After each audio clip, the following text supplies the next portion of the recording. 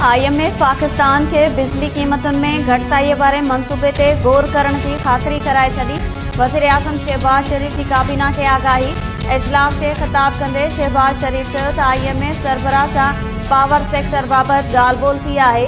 खेसि ॿुधायो त बिजली जी क़ीमतुनि में घटिताईअ खां सवाइ सनअतुनि में पैदावार न वधंदी, जंहिं ते IMF बिजलीअ जी क़ीमतुनि में घटिताई बाबति प्लान ते गौर करण जी खातरी कराई आहे। मैक्रो इकनॉमिक इस्तेहकाम हासिल करे वरितो आहे। हाणे तरक़ीअ जो सफ़र जारी रखणो आहे। गॾियल अरब इमारात जी क़यादत सां ख़ुशगवार मुलाक़ात थी। आर्मी चीफ गॾु हो। ॿितरफ़नि लाॻापनि ऐं सीड़पकारीअ जे मंसूबनि ते ॻाल्हियूं थियूं।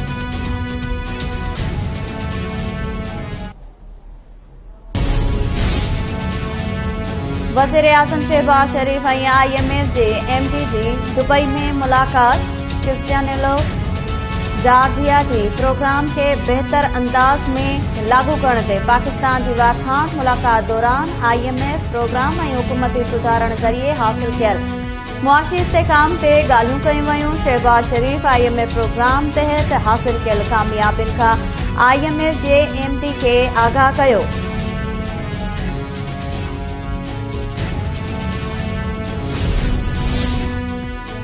इस्लामाबाद हाई कोर्ट जजिस की सीनियरिटी तब्दील करण खिलाफ 5 जजिस जी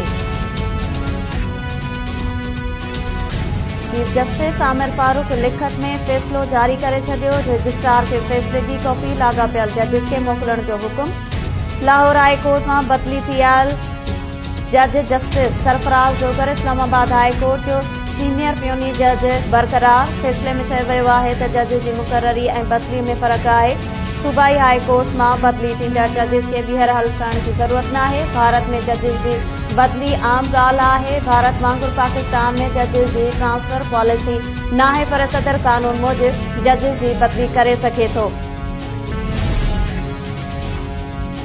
PTI बानी क़ौमी असेंबली जे मेंबर शेर अफज़ल मरवत खे पार्टी मां कढी छॾियो। ज़रियनि मूजिबि सवाबी जलसे में गैर ज़रूरी तक़रीर करण ते PTI बानी कावड़ जो इज़हार कंदे पार्टी अॻवाननि खे हिदायत कई त शेर अफज़ल मरवत जी PTI मां बुनियादी रुकनियत ख़त्म करण जो नोटिफिकेशन जारी कयो वञे।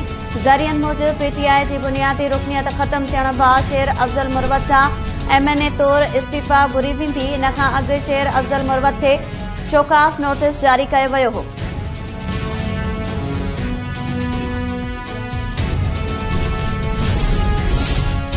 सिंध हुकूमत पारां सूबे में 8000 इलेक्ट्रिक बसूं हलाइण जो ऐलान। तवानाई जो बहिरान तो मुल्की तरक़ीअ में वॾी रंडक बरक़रार। कराची में तक़रीब खे ख़िताब कंदे वॾे वज़ीर सैयद मुराद अली शाह चयो त पाणी जी खोट वॾो मसइलो आहे, जंहिं सां ज़राअत मुतासिर थी रही आहे। तरक़ीअ खे मुतासिर कंदड़ चैलेंजिस खे नज़र अंदाज़ नथो करे सघिजे। जाली डोमिसाइल वारे मामले जी जांच हली रही आहे। ज़िम्मेवारनि ख़िलाफ़ कार्रवाई कई वेंदी। PTI पंहिंजे हुकूमती दौर में वॾे फ़ख़्र सां आर्मी एक्ट बाबति कानून साज़ी कई। आइनी बेंच जे जज या सुप्रीम कोर्ट में सिविलेंस या केस फ़ौजी अदालत में हलाइण ख़िलाफ़ दाख़िल अपीलुनि ते ॿुधणी दौरान रिमार्क्स जस्टिस जमाल मंदोखेल चयो त जेकॾहिं बुनियादी हक़ न हुजनि ऐं कंहिं एक्ट सां मिलाया वञनि त छा बुनियादी हक़ मुतासिर थींदा। पाकिस्तान ख़ातिर खिलंदे वॾियूं क़ुर्बानियूं ॾिनियूं आहिनि। बेईमानीअ सां ईंदड़ शख़्स मुल्क जा बुनियाद लोॾे छॾिया। अॻूणे वज़ीर आज़म नवाज़ शरीफ चयो आहे त ज़वाल जो रुख़ तरक़ी तरफ़ मोड़े छॾियो आहे। मुआशी बहितरी पाकिस्तान जी बहितरीअ लाइ आहे। शहबाज शरीफ जी महिनत रंग लाइ रही आहे। मुल्क तरक़ी तरफ़ वधी रहियो आहे। वफ़ाक़ी घरू वज़ीर मोहसिन नक़वी जो पाकिस्तान रेंजर्स हेडक्वार्टर सिंध जो दौरो। DG rangers major general Mohammad Shamrez headquarters पहुचण ते वफ़ाक़ी घरू वज़ीर मोहसिन नक़वी जी आजियां कई। घरू वज़ीर मोहसिन नक़वी यादगार शोधा ते हाज़िरी भरे गुल रखिया ऐं शहीदनि खे भेटा पेश कई। फेडरल यूनियन ऑफ जर्नलिस्ट जे सॾ ते पीका एक्ट ख़िलाफ़ मुख़्तलिफ़ शहरनि में कलम धणियुनि जा मुज़ाहिरा। हैदराबाद, लाड़काणो, नवाबशाह, घोटकी, मटियारी, गंबर ऐं ॿियनि शहरनि में एहतजाज कयो वियो। सहाफ़ियुनि जो चवणु आहे त पीका एक्ट तकरारी कानून आहे, वापसि वरितो वञे। डॉक्टर शाहनवाज कत्ल केस में गिरफ्तार डॉक्टर मुंतज़िर लगारी कत्ल जी FIR में बि नामज़द। FIA तर्जुमान चयो आहे त डॉक्टर मुंतज़िर मेडिकल रिपोर्ट में हक़ीक़तूं लिकायूं, अणपूरी पोस्टमार्टम रिपोर्ट जारी करे ॾोहारी किरदार अदा कयो। मेडिकल बोर्ड की पोस्टमार्टम रिपोर्ट ऐं डॉक्टर मुंतज़िर लगारी की जारी कयल रिपोर्ट में तमाम घणो फ़र्क़ आहे। मेडिकल बोर्ड डॉक्टर ते तशद्दुद की निशानदेही कई है। केस में नामज़द 23 जवाबदारन में 6 ॼणा गिरफ्तार आहिनि, 11 जवाबदार ज़मानत ते आज़ाद आहिनि। अमेरिकी सदर डोनाल्ड ट्रंप उर्दन के बादशाह शाह अब्दुल्ला का गज़ा में बेदखल कयल फ़लस्तीनन के पनाह ॾियण जो मुतालबो करे छॾियो।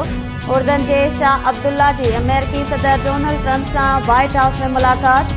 गज़ा के नई सैर तामीर समेत विच ओभर की सूरत हाल ते ॻाल्हियूं।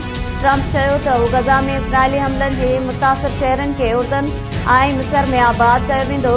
शाह अब्दुल्ला चयो त ट्रंप के गज़ा बाबत मौक़िफ़ वाज़े कयो आहे। फ़लस्तीनन के बेघर करण बिना गज़ा की तामीर सभिनी की तरजीह हुअण घुर्जे।